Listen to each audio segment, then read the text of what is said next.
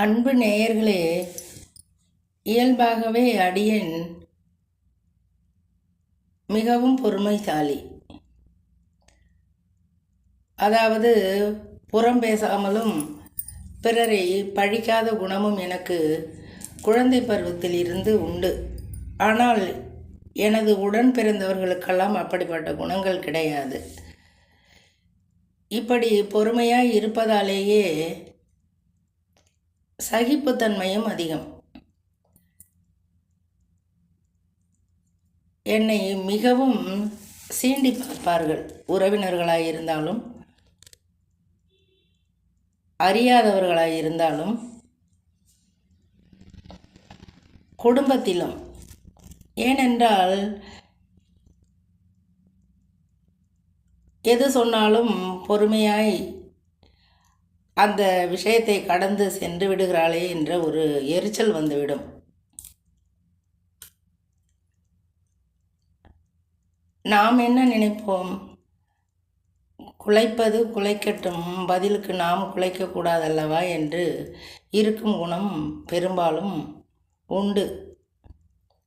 அதுவும் ஒரு நேரம் எல்லை மீறும் அளவிற்கு எதிராளிகள் நடக்கும் பொழுது என்ன செய்ய முடியும்?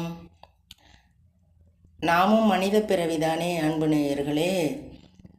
அந்த சமயம் பார்த்து பொதுவாக கை தவறி வீட்டில் உள்ள பாத்திரங்கள் விழுந்து வாய் கோணி கொண்டோ விழா பகுதி உள்நோக்கியோ சொட்டையாகி இருக்கும். இவற்றையெல்லாம் எடுத்து வைத்திருப்பேன். இப்படிப்பட்ட விஷயங்களுக்காக கோபம் வரும்போது அவை கண்ணில் பட்டுவிடும். பிறகென்ன, என்னை அதிகமாக படுத்துபவர்களாக இருந்தால் அவர்களை எண்ணி அந்த பாத்திரத்திற்கு பூரி குழவி அடி விழும். நன்றாக சத்தம். வீட்டில் உள்ளவர்கள் பேசாமல் இருப்பார்கள் பொறுத்து கொண்டு. வாயை திறந்தால் இன்னும் நல்ல பாத்திரமும் சொட்டையாகி விடுமே என்ற ஒரு யோசனையில் இருப்பார்கள். கொஞ்சமாக படுத்துபவர்கள் என்றால் அன்னையின் பிறம்பால் அடி விழும். அடி கொடுப்பேன். இந்த குணம் சிறு வயதிலிருந்தே எனக்கு உண்டு. இதனால் சம்பந்தப்பட்டவர்களிடம் நம்மால் அவர்களை போல் பேசி அவர்கள் மனதை நாம் புண்படுத்தவும் வேண்டாம். அவர்களை அடித்தோ வேறு ஏதோ செய்தோ அவர்களை கஷ்டப்படுத்த வேண்டாம். இந்த கோபம் நம்மோடு நம் வீட்டோடு போய்விடுகிறது அல்லவா? இப்படி வைத்து சாத்து என்று சாத்தும்போது ஒரு 10 அடியில் ஒரு 2 அடியாவது ஏதோ ஒரு வகையால் எதிராளிக்கு கிடைத்துவிடும் அல்லவா? கிடைக்கிறதோ கிடைக்கவில்லையோ இருந்தாலும் நம்முடைய கோபம் அடங்கி போய் விடுகிறது.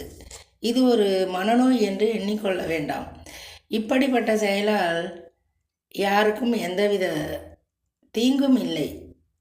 நம் கோபம் நம்மோடு நம் வீட்டோடு சென்று விடுகின்றது. இதையெல்லாம் மிகவும் பொறுமையாக அடியேனின் கணவர் பார்த்து கொண்டிருப்பார். அவரும் முன்கோபக்காரர் தான்.